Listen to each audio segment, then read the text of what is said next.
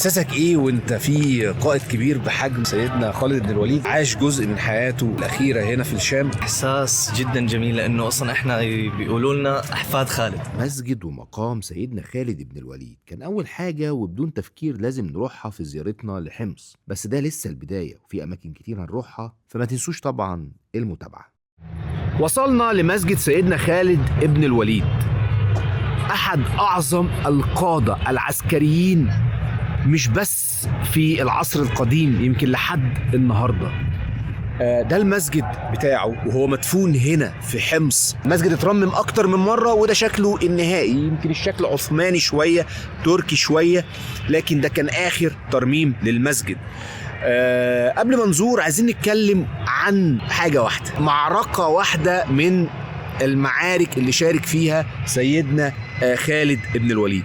هنتكلم عن معركة مؤتة، ويمكن يعتبر أول معركة يقودها في جيش المسلمين. لو زي ما انتم عارفين كان بيقود جيوش قريش قبل ما يقود جيش المسلمين. معركة مؤتة هو ما كانش على قيادة الجيش، كان في 3 قيادات للجيش قبل سيدنا خالد بن الوليد، واستشهدوا ال3 أثناء المعركة لأن هم فوجئوا بأعداد كبيرة جدا من الروم، وصلوا ل 200,000 مقاتل، وكان جيش المسلمين ساعتها 3000 فقط لا غير. وعمل خدعة تدرس حتى الآن، إنه قلب سير المعركة لأن هم كانوا 3000 وجيش المسلمين كان مش محاصر بس كان يعني في أزمة كبيرة، وكان القتال في أول يوم كان صعب جدا.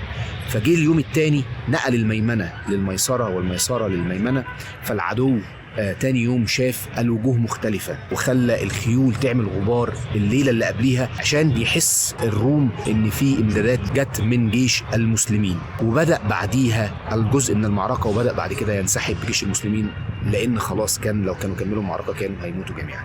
مش بس كده، غزوة أحد اللي شارك فيها ولكن شارك مع جيش قريش هو كان قائد الميمنة، وقائد الميمنة هو اللي خد باله ان الرومان سابوا قمة الجبل ونزلوا ليقتسموا الغنائم، وانتهز الفرصة ولف وطلع وحاصر جيش المسلمين في غزوة أحد بعد ما كان المسلمين كانوا منتصرين في أول الغزوة. قائد عظيم مات واتدفن هنا في حمص، فجايين وهنزوره. ده المسجد بتاعه وهو اتدفن فيه.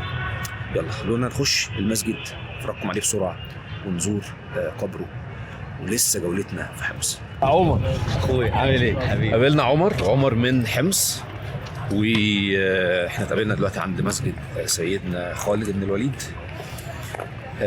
احساسك ايه وانت في قائد كبير بحجم سيدنا خالد بن الوليد عاش جزء من حياته الاخيره هنا في الشام؟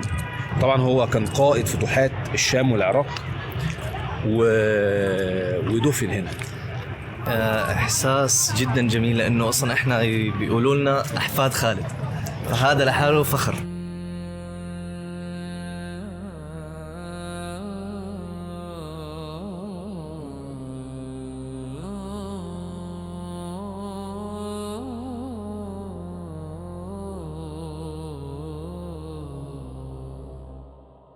وصلنا لقبر سيدنا خالد بن الوليد، وده سيدنا عبد الرحمن ابن خالد بن الوليد، وانا الشاهد فاتح بلاد الشام، شهد فتوح الشام مع أبيه. يا الله،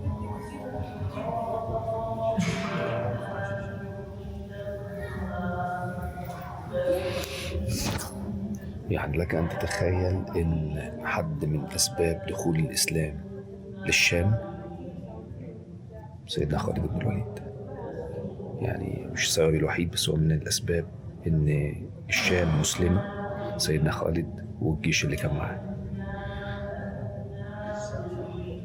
ويقال إن سيدنا عبد الله بن عمر بن الخطاب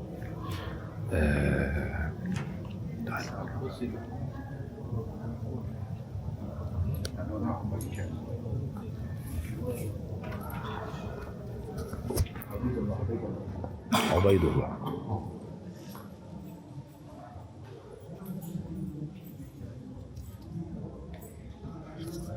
سيدنا عبيد الله ابن عمر بن الخطاب.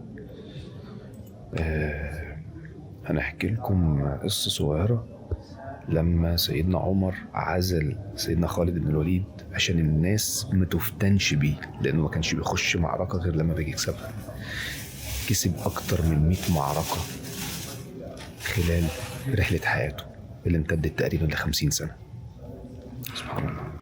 لقد شهدت كذا وكذا زحفا، وما في جسدي موضع شبه إلا وفيه ضربة سيف أو طعنة رمح، ثم ها أنا أموت على فراشي كما يموت البعير، فلا نامت عين اليبنى. خلصنا زيارة المسجد، ولكن لسه هنزور واحدة من أشهر وأقدم كنايس العالم، مش سوريا بس، واللي عرف يخمن اسمها يكتب لي في الكومنت، بس طبعا بعد الفولو.